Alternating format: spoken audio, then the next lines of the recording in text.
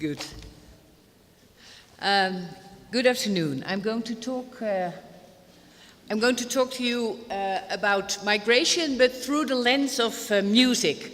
I'm working on an exhibition about representing Amsterdam. These are two words for Amsterdam, an old-fashioned word and more hip-hop kind of word. This will be an exhibition next year. The initiative to create this exhibition came from Top Notch, which is one of the biggest hip-hop, independent hip-hop labels in the Netherlands. Apart from hip-hop, they also do other projects, and recently they released a series of CDs called the Parels van de Jordaan, the Pearls of the Jordan, with the music that was produced during the 1950s and 60s in the working class neighborhood of Jordaan. And it's an area I'll tell you a bit more about it later. The motivation to release these series came from the founder of the label, Kees de Koning, who said it's been a melting pot for some time already. I will explain a little bit more about that later as well. So the Jordaan, in fact, was an arrival city of the 17th century. It was home of migrants. I don't have on the left you see the circle of canals, and traverse to it is the Jordaan area. And this was in fact home to small factories where the products for the colonies were being processed. Craftsmen lived there, some small entrepreneurs, but also a lot of poor immigrants, the kind of people that actually dug the canals. In the 17th and 18th century, so this is where the migrants settled, the people that came from France, from Germany. And so there's migration not only there's migration in the DNA of the inhabitants. There's also lots of foreign influences in the music that became very popular in this part of Amsterdam. You can hear Italian opera, you can hear French musette, you can hear Jewish words and Jewish sounds. In the 19th century, the area was called the Kingdom of the Slums. It became very, very overpopulated, but nevertheless, or maybe because of it, it also became a very popular genre, first in books, the book The Jordaan, written by Israel Curido, later musical theatre, review, and films with songs. And then in the 1950s, this Jordaan songs became popular again, and now I would like to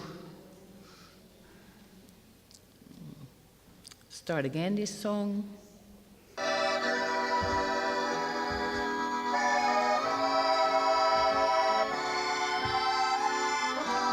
And so it's talking about these houses, the places where he lives.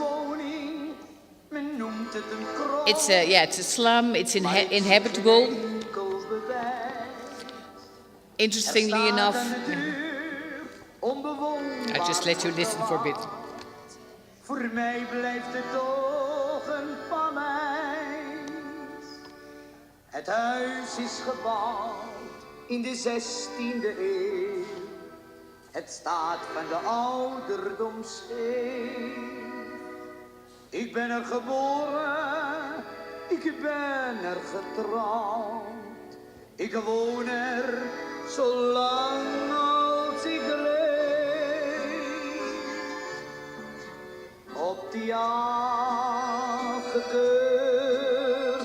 woning. Yeah, so it is inhabitable in the heart of the Jordaan.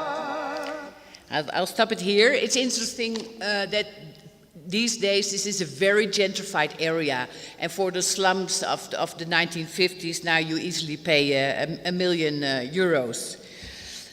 A next example which we will show in the exhibition is a woman called she calls herself Zwarte Riek, Black Rita, and one of her popular songs was the song Mijn wiegje was een stijfselkissie, my cradle was a starch box.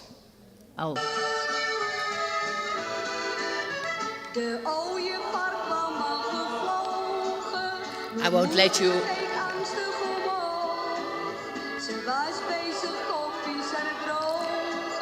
So this is a very autobiographical song talking about where she comes from, her background and the poverty.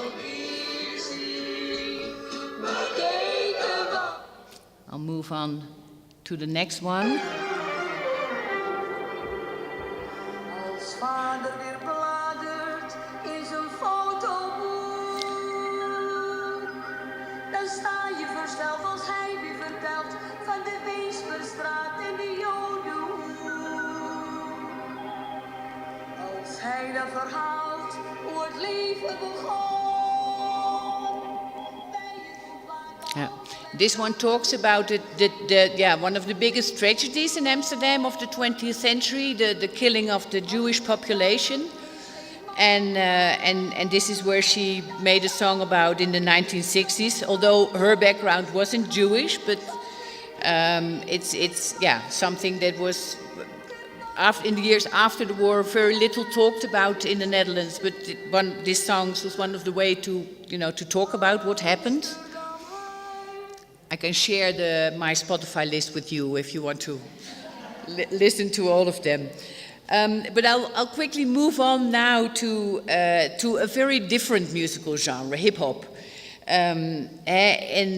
Because we want to compare two neighborhoods, two musical genres. And in a sense, there are similarities between these traditional Jordan songs and hip-hop in their foreign influences, but also in the nicknames of the singers, but especially in the topics, talking about life in the hood, about crime and poverty, about the importance of family and friends. And the hip-hop that's being produced in Amsterdam now has American roots, obviously, like hip-hop all over the world, but it's also local. In its rhymes and lyrics, you can hear the traces of the various migrant communities of Amsterdam. And so the Amsterdam Museum is planning an exhibition next year about these two musical genres and these two neighborhoods, these two arrival cities. And we intend to mirror them. And the Bijlmer, which is the area where a lot of this hip-hop is being produced, was built about 50 years ago now. Doug already talked about it as a high-rise building, very modernist architecture. And it became home to many migrants, especially from the former Dutch colony of Suriname, who, as you can see from the poster, it says they weren't welcome in the center of town. So that's the part of the city where they settled.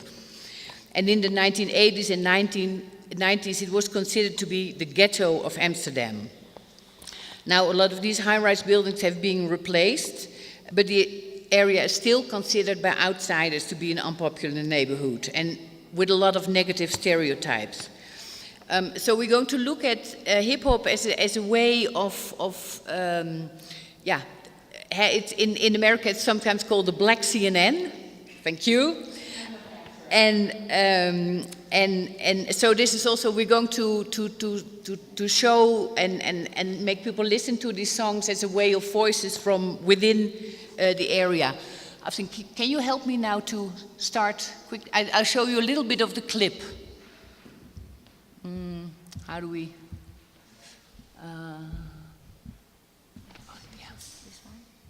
This one. Yeah.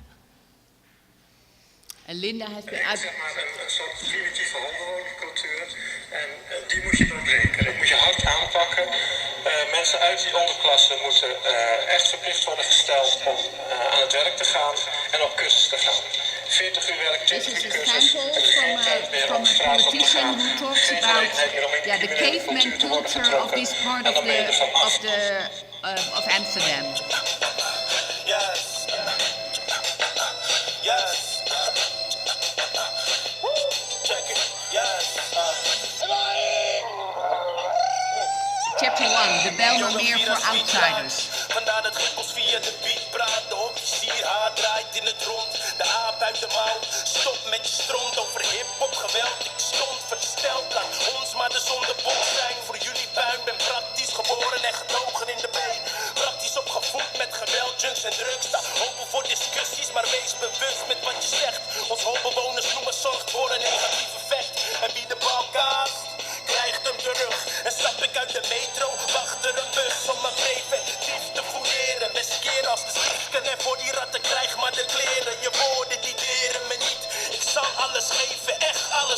vingertje, geef je een vinger, nemen ze je hand. Blijven ze liggen in de krant, komen wij in opstand. Want jaar van de schoten, een jaar van de doden. Maar ons belastinggeld gaat naar de kloten. Bitch, we hebben lang gewacht. As you can see, although a lot of these high-rise buildings are gone, this is often, in these clips, still mostly used as a background for the songs. Dit is de eerste stap. Je liegt dat je past, maar de topspot wordt nu geopend. Politie kwam als wat willen doen. Okay.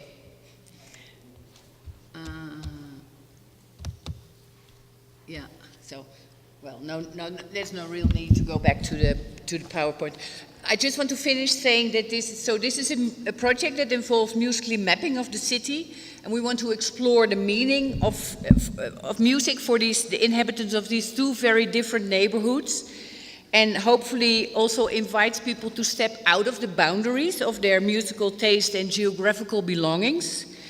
And it's a very specific way of looking at migrant history of these parts of Amsterdam, and hopefully create some bridges between two sides of the city and two sides of the musical spectrum, and get some insight into the perspective of Amsterdam hip-hoppers, looking at their songs as a way of storytelling about their existence and their life in the Bijlmermeer.